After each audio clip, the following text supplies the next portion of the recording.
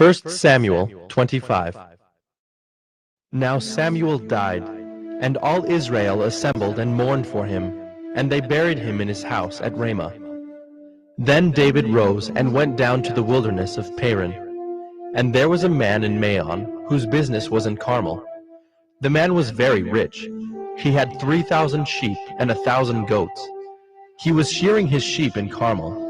Now the name of the man was Nabal, and the name of his wife Abigail. The woman was discerning and beautiful, but the man was harsh and badly behaved. He was a Calebite. David heard in the wilderness that Nabal was shearing his sheep. So David sent 10 young men, and David said to the young men, "Go up to Carmel, and go to Nabal and greet him in my name, and thus you shall greet him. Peace be to you, and peace be to your house, and peace be to all that you have. I hear that you have shearers. Now your shepherds have been with us, and we did them no harm, and they missed nothing all the time they were in Carmel. Ask your young men, and they will tell you. Therefore, let my young men find favor in your eyes, for we come on a feast day. Please, give whatever you have at hand to your servants, and to your son David." When David's young men came, they said all this to Nabal in the name of David, and then they waited. And Nabal answered David's servants, "Who is David? Who is the son of Jesse? There are many servants these days who are breaking away from their masters. Shall I take my bread and my water and my meat that I have killed for my shearers and give it to men who come from I do not know where?" So David's young men turned away and came back and told him all this. And David said to his men, "Every man strap on his sword." And every man of them strapped on his sword. David also strapped on his sword. And about 400 men went up after David, while 200 remained with the baggage. But one of the young men told Abigail, Nabal's wife, "Behold, David sent messengers out of the wilderness to greet our master, and he railed at them. Yet the men were very good to us, and we suffered no harm, and we did not miss anything when we were in the fields, as long as we went with them. They were a wall to us both by night and by day, all the while we were with them keeping the sheep. Now therefore know this, and consider what you should do, for harm is determined against our master and against all his house, and he is such a worthless man that one cannot speak to him." Then Abigail made haste, and took 200 loaves, and 2 skins of wine, and 5 sheep already prepared, and 5 seahs of parched grain, and 100 clusters of raisins, and 200 cakes of figs, and laid them on donkeys. And she said to her young men, "Go on before me. Behold, I come after you." But she did not tell her husband Nabal. And as she rode on the donkey, and came down under cover of the mountain, behold, David and his men came down toward her, and she met them. Now David had said, "Surely in vain have I guarded all that this fellow has in the wilderness, so that nothing was missed of all that belonged to him, and he has returned me evil for good. God do so to the enemies of David, and more also, if by morning I leave so much as one male of all who belong to him." When Abigail saw David, she hurried and got down from the donkey, and fell before David on her face, and bowed to the ground. She fell at his feet, and said, "On me alone, my lord, be the guilt. Please let your servant speak in your ears, and hear the words of your servant. Let not my lord regard this worthless fellow Nabal, for as his name is, so is he. Nabal is his name, and folly is with him. But I, your servant, did not see the young men of my lord whom you sent. Now then, my lord, as the Lord lives, and as your soul lives, because the Lord has restrained you from blood guilt and from saving with your own hand, now then let your enemies and those who seek to do evil to my lord be as Nabal. And now let this present that your servant has brought to my lord be given to the young men who follow my lord. Please forgive the trespass of your servant, for the Lord will certainly make my lord a sure house, because my lord is fighting the battles of the Lord, and evil shall not be found in you, so long as you live. If men rise up to pursue you and to seek your life, the life of my lord shall be bound in the bundle of the living, in the care of the Lord your God. and the lives of your enemies he shall sling out as from the hollow of a sling. And when the Lord has done to my Lord according to all the good that he has spoken concerning you, and has appointed you prince over Israel, my Lord shall have no cause of grief, or pains of conscience for having shed blood without cause, or for my Lord taking vengeance himself. And when the Lord has dealt well with my Lord, then remember your servant. And David said to Abigail, Blessed be the Lord, the God of Israel, who sent you this day to meet me. Blessed be your discretion, and blessed be you, who have kept me this day from blood guilt, and from avenging myself with my own hand. For as surely as the Lord, the God of Israel, lives, who has restrained me from hurting you, unless you had hurried and come to meet me, truly by morning there had not been left to Nabal so much as one nail. Then David received from her hand what she had brought him. And he said to her, Go up in peace to your house. See, I have obeyed your voice, and I have granted your petition. And Abigail came to Nabal, and behold, he was holding a feast in his house, like the feast of a king. And Nabal's heart was merry within him, for he was very drunk. So she told him nothing at all until the morning light. In the morning, when the wine had gone out of Nabal, his wife told him these things, and his heart died within him, and he became as a stone.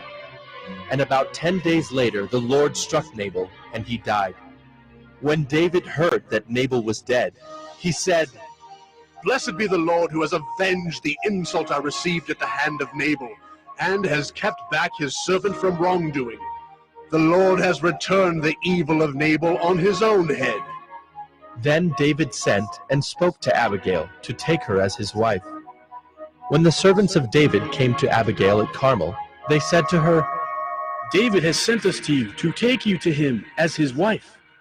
And she rose and bowed with her face to the ground and said, Behold, your handmaid is a servant to wash the feet of the servants of my Lord. And Abigail hurried and rose and mounted a donkey, and her 5 young women attended her. She followed the messengers of David and became his wife. David also took Ahinoam of Jezreel, and both of them became his wives. Saul had given Michal his daughter, David's wife, to Paltai the son of Laish, who was of Galim.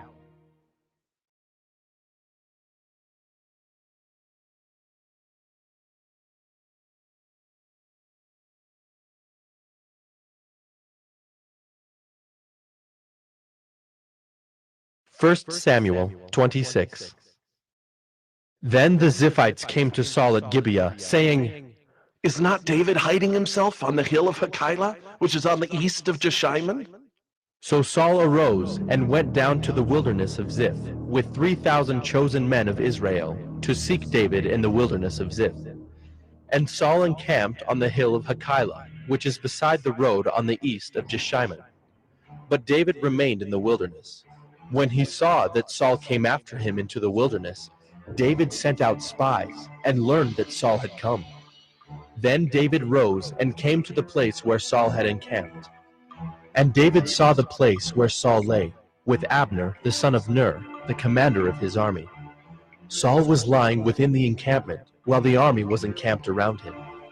Then David said to Ahimelech the Hittite, and to Joab's brother Abishai, the son of Zeruiah, Who will go down with me into the camp to Saul?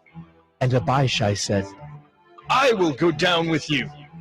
So David and Abishai went to the army by night. And there lay Saul sleeping within the encampment, with his spear stuck in the ground at his head, and Abner and the army lay around him. Then said Abishai to David, God has given your enemy into your hand this day. Now please let me pin him to the earth with one stroke of the spear, and I will not strike him twice. But David said to Abishai, Do not destroy him, for who can put out his hand against the Lord's anointed and be guiltless? And David said, As the Lord lives, the Lord will strike him, or his day will come to die, or he will go down into battle and perish. The Lord forbid that I should put out my hand against the Lord's anointed. But take now the spear that is at his head and the jar of water, and let us go. So David took the spear and the jar of water from Saul's head, and they went away. No man saw it or knew it, nor did any awake, for they were all asleep, because a deep sleep from the Lord had fallen upon them. Then David went over to the other side, and stood far off on the top of the hill, with a great space between them. And David called to the army, and to Abner the son of Ner, saying, Will you not answer, Abner? Then Abner answered, Who are you who calls to the king? And David said to Abner, Are you not a man? Who is like you in Israel? Why then have you not kept watch over your lord the king? For one of the people came in to destroy the king your lord. This thing that you have done is not good. As the Lord lives, you deserve to die, because you have not kept watch over your lord, the Lord's anointed. And now see where the king's spear is, and the jar of water that was at his head? Saul recognized David's voice, and said, Is this your voice, my son David? And David said, It is my voice, my lord, O king. And he said, Why does my lord pursue after his servant? For what have I done? What evil is on my hands? Now therefore let my lord the king hear the words of his servant. If it is the Lord who has stirred you up against me, may he accept an offering. But if it is men, may they be cursed before the Lord. For they have driven me out this day, that I should have no share in the heritage of the Lord, saying, Go serve other gods. Now therefore, let not my blood fall to the earth away from the presence of the Lord, for the king of Israel has come out to seek a single flea, like one who hunts a partridge in the mountains. Then Saul said, I have sinned. Return, my son David, for I will no more do you harm, because my life was precious in your eyes this day. Behold, I have acted foolishly, and have made a great mistake. And David answered and said, Here is the spear, O king. Let one of the young men come over and take it. The Lord rewards every man for his righteousness and his faithfulness, for the Lord gave you into my hand today, and I would not put out my hand against the Lord's anointed. Behold, as your life was precious this day in my sight, so may my life be precious in the sight of the Lord, and may he deliver me out of all tribulation. Then Saul said to David, Blessed be you, my son David. You will do many things and will succeed in them. So David went his way, and Saul returned to his place.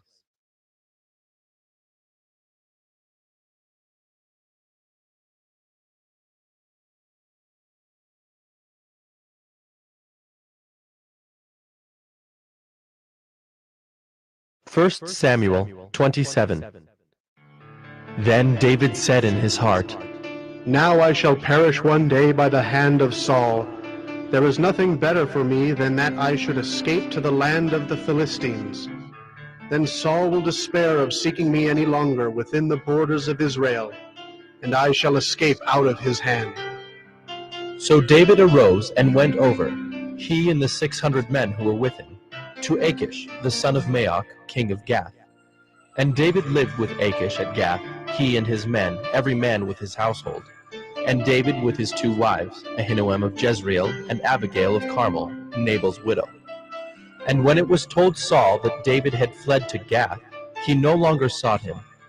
Then David said to Achish, If I have found favor in your eyes, let a place be given me in one of the country towns, that I may dwell there. For why should your servant dwell in the royal city with you? So that day Achish gave him Ziklag.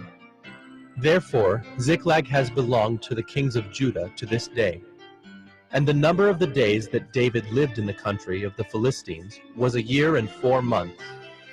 Now David and his men went up and made raids against the Geshurites, the Girzites, and the Amalekites, for these were the inhabitants of the land from of old, as far as Shur to the land of Egypt. And David would strike the land and would leave neither man nor woman alive, but would take away the sheep, the oxen, the donkeys, the camels, and the garments, and come back to Achish. When Achish asked, Where have you made a raid today?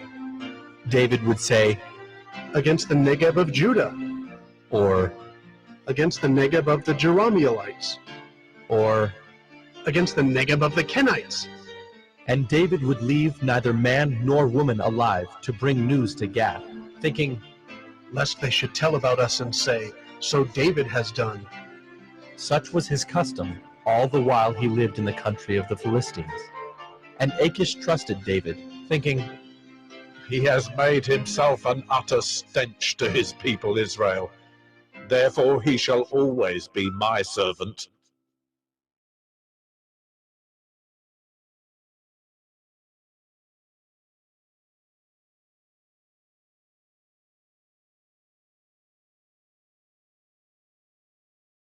First Samuel 28.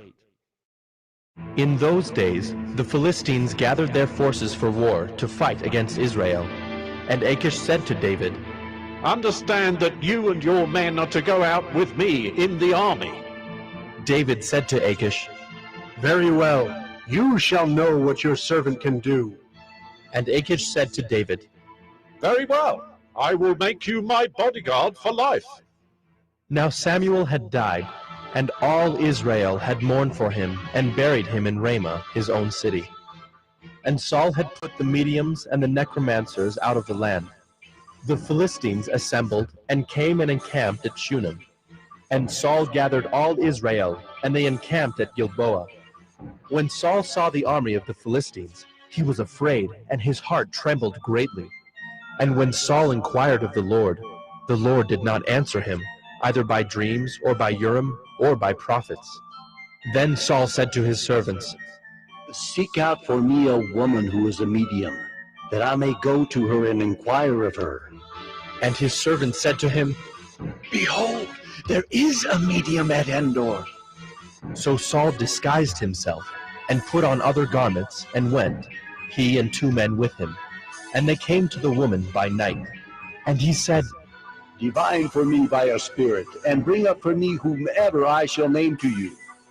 The woman said to him, Surely you know what Saul has done, how he has cut off the mediums and the necromancers from the land.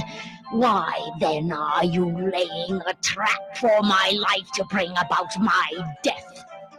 But Saul swore to her by the Lord.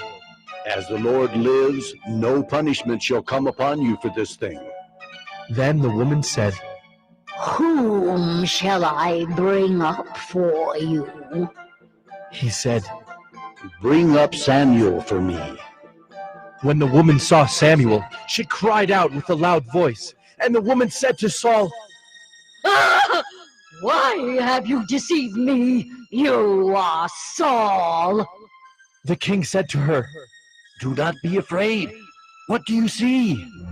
And the woman said to Saul, I see a god coming up out of the earth. He said to her, What is his appearance? and she said, An old man is coming up, and he is wrapped in a robe. And Saul knew that it was Samuel, and he bowed with his face to the ground and paid homage. Then Samuel said to Saul, Why have you disturbed me by bringing me up? Saul answered, I am in great distress, for the Philistines are warring against me, and God has turned away from me and answers me no more, either by prophets or by dreams. Therefore I have summoned you to tell me what I shall do. And Samuel said, Why then do you ask me, since the Lord has turned from you and become your enemy? The Lord has done to you as he spoke by me. For the Lord has torn the kingdom out of your hand and given it to your neighbor David, because you did not obey the voice of the Lord, and did not carry out his fierce wrath against Amalek. Therefore the Lord has done this thing to you this day. Moreover, the Lord will give Israel also with you into the hand of the Philistines. And tomorrow You and your sons shall be with me. The Lord will give the army of Israel also into the hand of the Philistines. Then Saul fell at once, full length on the ground, filled with fear because of the words of Samuel. And there was no strength in him, for he had eaten nothing all day and all night. And the woman came to Saul, and when she saw that he was terrified, she said to him, Behold, your servant has obeyed you. I have taken my life in my hands and have listened to what you have said to me. Now, therefore, you also obey your servant. Let me set a morsel of bread before you, and eat, that you may have strength when you go on your way. He refused and said, I will not eat. But his servants, together with the woman, urged him, and he listened to their words. So he arose from the earth and sat on the bed. Now the woman had a fattened calf in the house, and she quickly killed it. And she took flour and kneaded it, and baked unleavened bread of it. And she put it before Saul and his servants, and they ate. Then they rose and went away that night.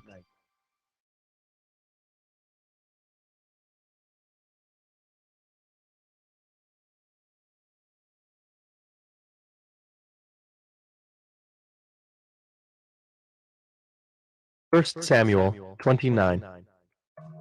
Now the Philistines had gathered all their forces at Aphek, and the Israelites were encamped by the spring that is in Jezreel. As the lords of the Philistines were passing on by hundreds and by thousands, and David and his men were passing on in the rear with Achish, the commanders of the Philistines said, What are these Hebrews doing here? And Achish said to the commanders of the Philistines, Is this not David, the servant of Saul, king of Israel, who has been with me now for days and years? And since he deserted to me, I have found no fault in him to this day. But the commanders of the Philistines were angry with him, and the commanders of the Philistines said to him, Send the man back, that he may return to the place to which you have assigned him. He shall not go down with us to battle, lest in the battle he become an adversary to us. For how could this fellow reconcile himself to his Lord?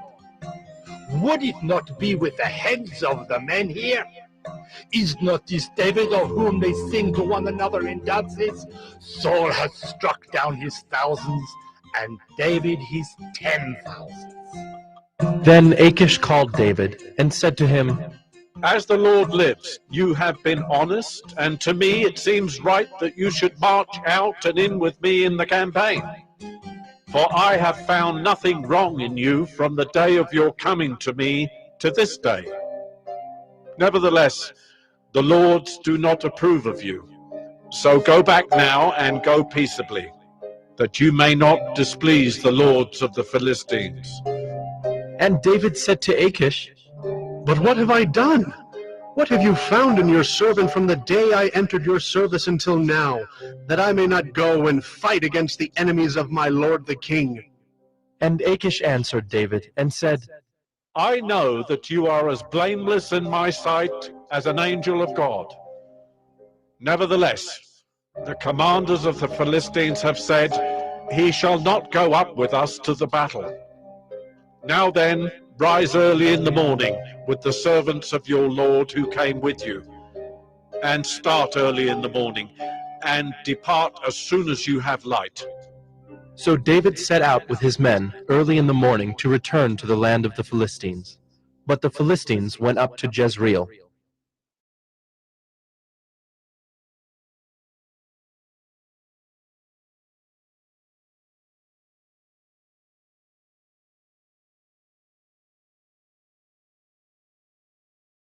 First Samuel 30.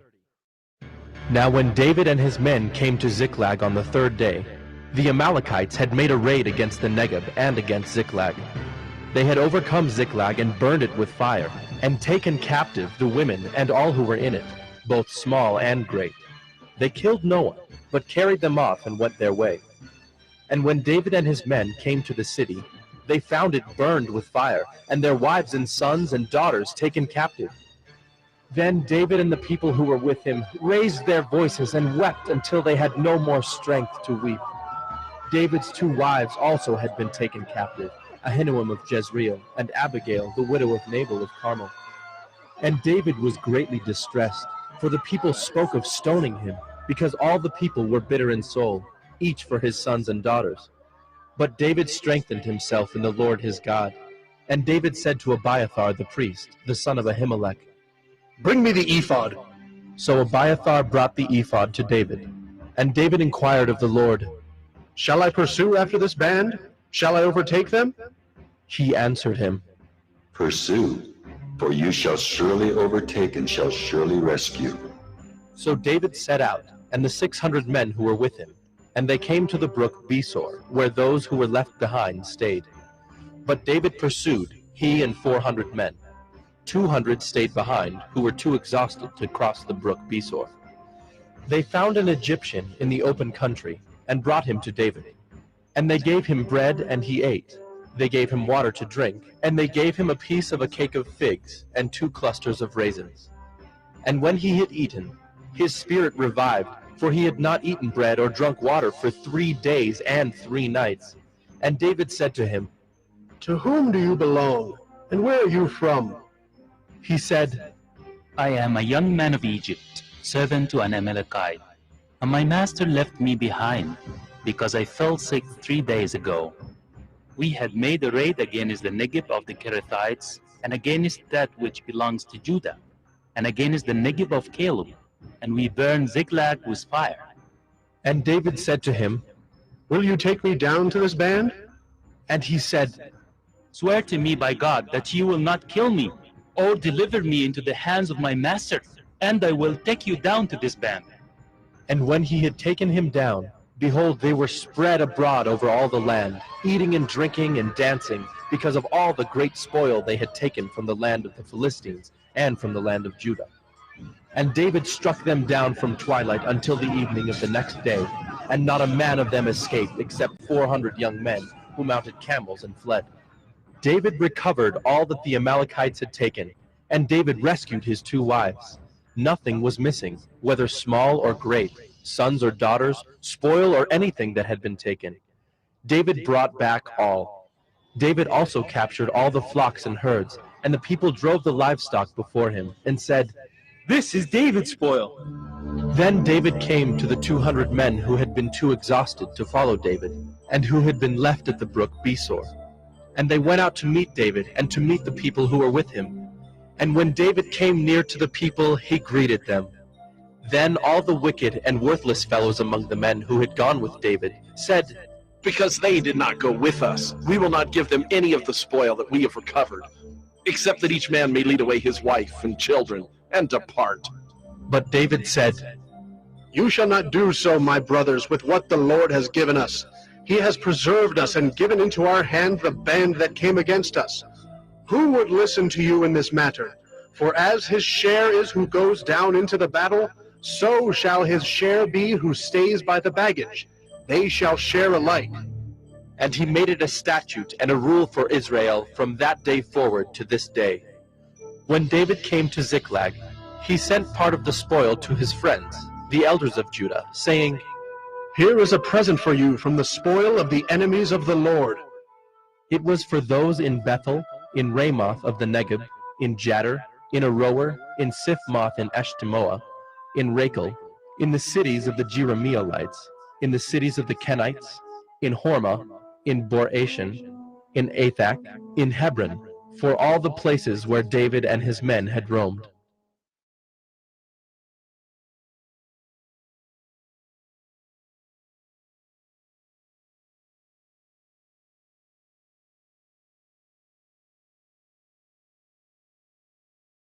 First Samuel 31. Now the Philistines fought against Israel, and the men of Israel fled before the Philistines, and fell slain on Mount Gilboa. And the Philistines overtook Saul and his sons, and the Philistines struck down Jonathan and Abinadab and Melchi-Shua, the sons of Saul. The battle pressed hard against Saul, and the archers found him, and he was badly wounded by the archers. Then Saul said to his armor-bearer, "Draw your sword and thrust me through with it, lest these uncircumcised come and thrust me through and mistreat me." But his armor-bearer would not, for he feared greatly. Therefore Saul took his own sword and fell upon it. And when his armor-bearer saw that Saul was dead, he also fell upon his sword and died with him. Thus Saul died, and his 3 sons, and his armor-bearer, and all his men on the same day together. And when the men of Israel, who were on the other side of the valley, and those beyond the Jordan, saw that the men of Israel had fled, and that Saul and his sons were dead, they abandoned their cities and fled. And the Philistines came and lived in them.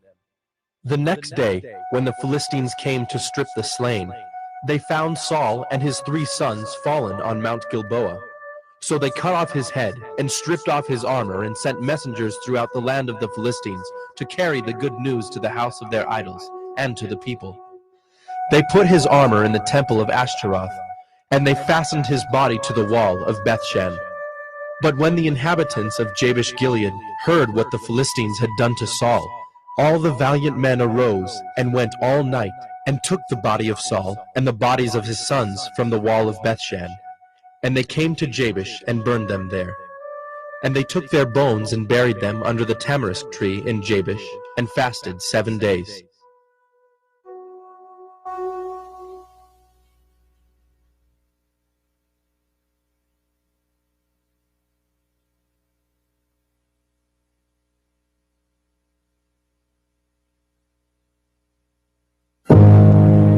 The Bible contains the mind of God, the state of man, the way of salvation, the doom of sinners, and the happiness of believers. Its doctrines are holy, its precepts are binding, its stories are true, and its decisions are immutable. Read it to be wise, believe it to be safe, and practice it to be holy. It contains light to direct you, food to support you, and comfort to cheer you. It is the traveler's map, the pilgrim's staff, the pilot's compass, the soldier's sword, and the Christian's charter. Here, paradise is restored, heaven opened, and the gates of hell disclosed. Christ is its grand subject, our good the design, and the glory of God its end. It should fill the memory, rule the heart, and guide the feet. Read it slowly, frequently, and prayerfully. It is a mine of wealth, health to the soul, and a river of pleasure. It involves the highest responsibility, will reward the greatest labor, and will condemn all who trifle with its sacred contents. Pray it in, read it through, live it out, and pass it on.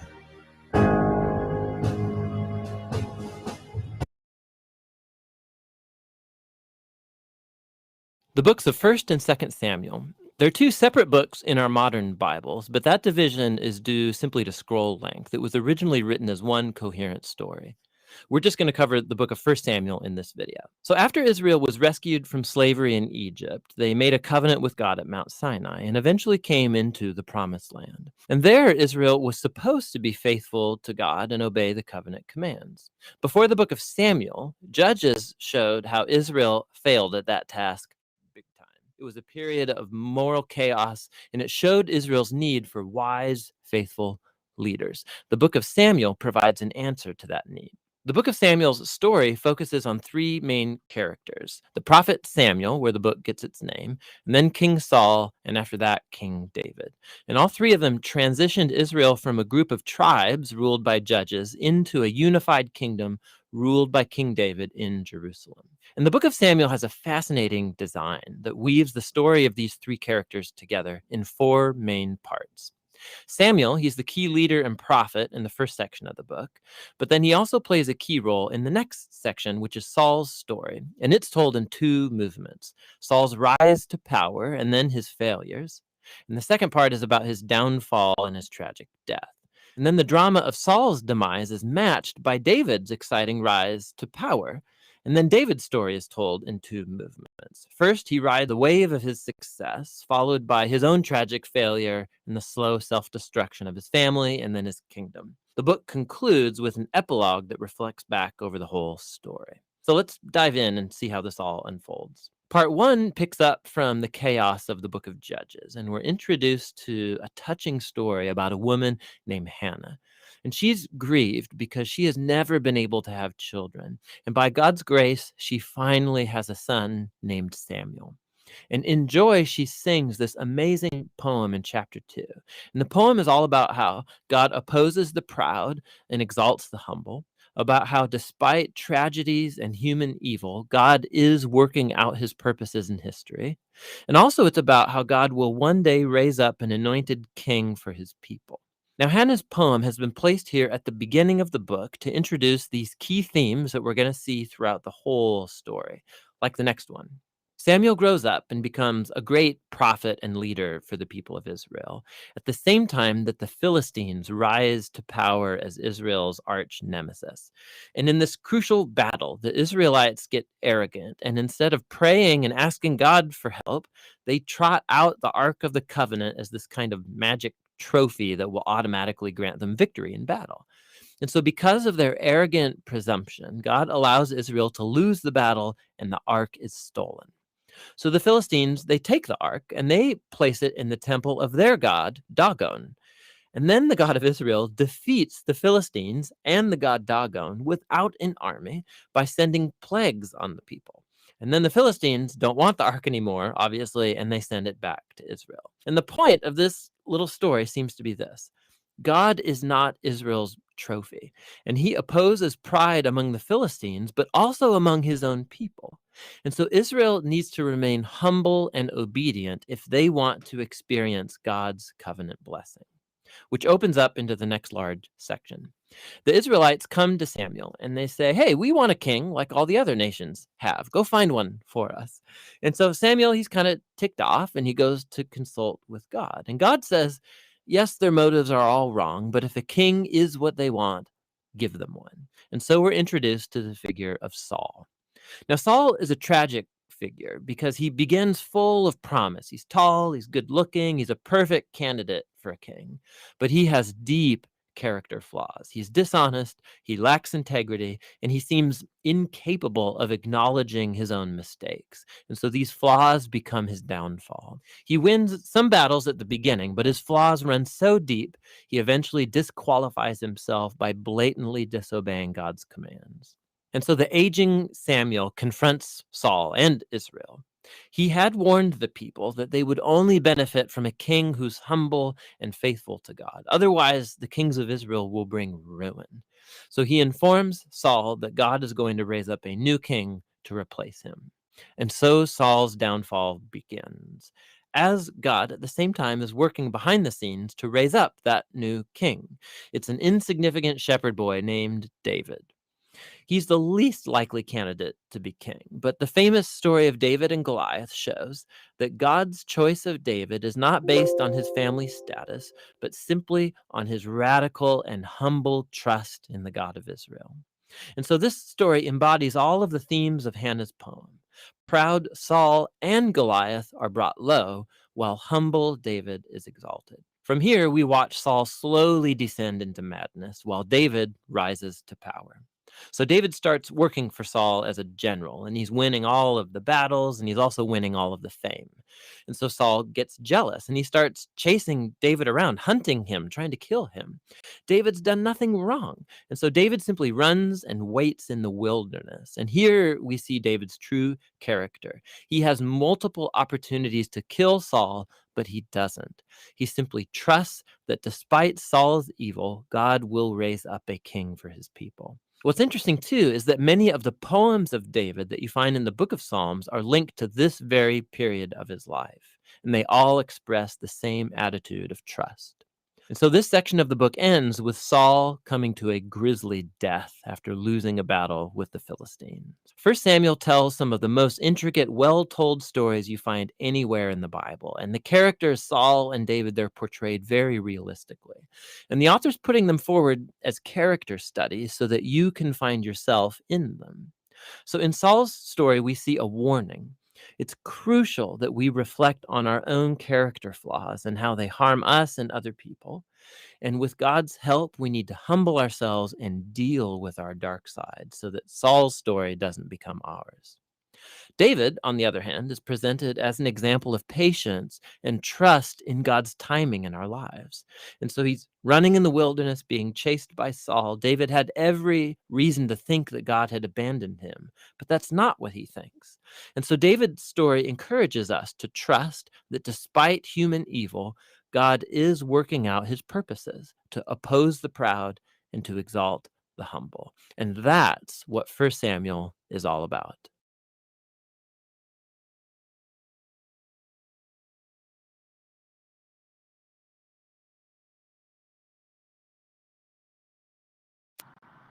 At the start of 1 Samuel, God's people were in a complete mess, doing whatever evil they wanted to, because there was no king in the land. Then we zoomed in on a woman called Hannah who cried out to the Lord for help.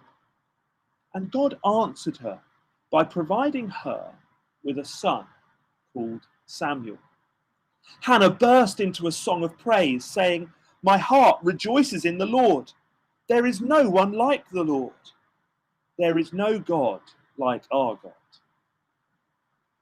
But her song finished rather strangely, saying, "He will give strength to his king and exalt the horn of his anointed." But there was no king. When Samuel grew up, the Lord used him in extraordinary ways, the most extraordinary being this. The Lord revealed himself to Samuel through his word, and his word came to all Israel. But God's people ignored his word and so treated God terribly.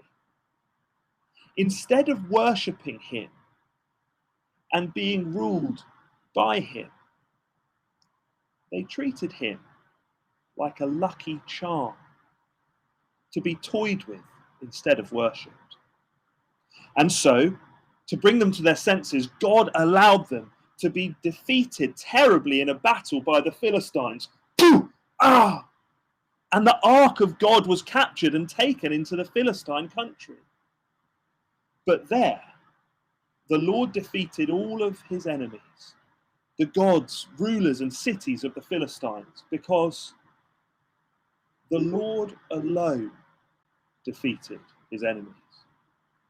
The Lord was Israel's perfect ruler. But even so, God's people still rejected him as king.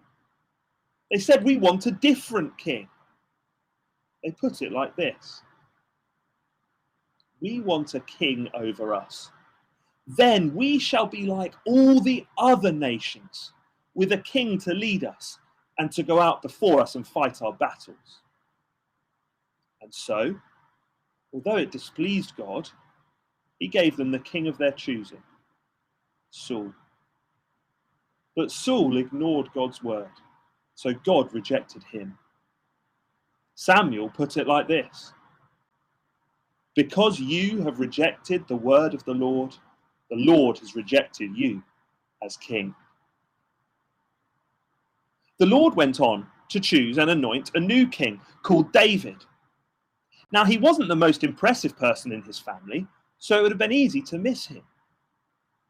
That's because people look at the outward appearance, but the Lord looks at the heart. And David's heart trusted the Lord. And so God chose him to be the future king. Now the Philistines were back to fight God's people, and this time they had a 10-foot tall giant called Goliath to fight for them. Everyone was terrified to fight him, except little David, who thought, I can beat him because the Lord will give me strength. And then the whole world will know that there is a God in Israel. It's not by sword or spear that the Lord saves, for the battle is the Lord's. And that's exactly what happened. With a slingshot and a pebble, Goliath was defeated. Thump, thump, thump, boom.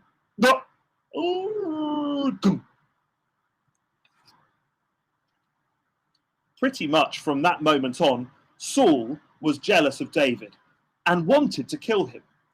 So David ran away.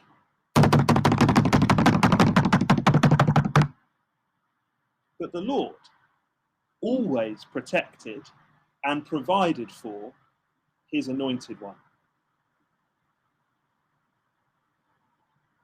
Now, not everyone treated David, the future king, like that. For example, Prince Jonathan, who was Saul's son, and most people expected to be the future king of Israel, loved David.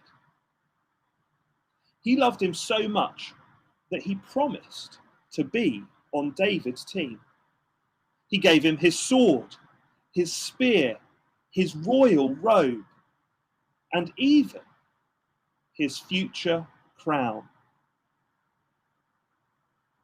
Jonathan said, "The Lord witness between you and me, and between your descendants and my descendants forever." It wasn't just Jonathan that went to David for protection and provision. His family, David's family, came too, but it wasn't just them. There were all sorts of others, waifs and strays, desperate men, foreigners, and all of them received God's protection because they'd come to God's king and said, I'm with him. But it wasn't that way for Saul and all who were with him. They all died in a terrible battle. So there you have it. 2 kings. To which king would you say, I'm with him? The king God chose, or the king man chose?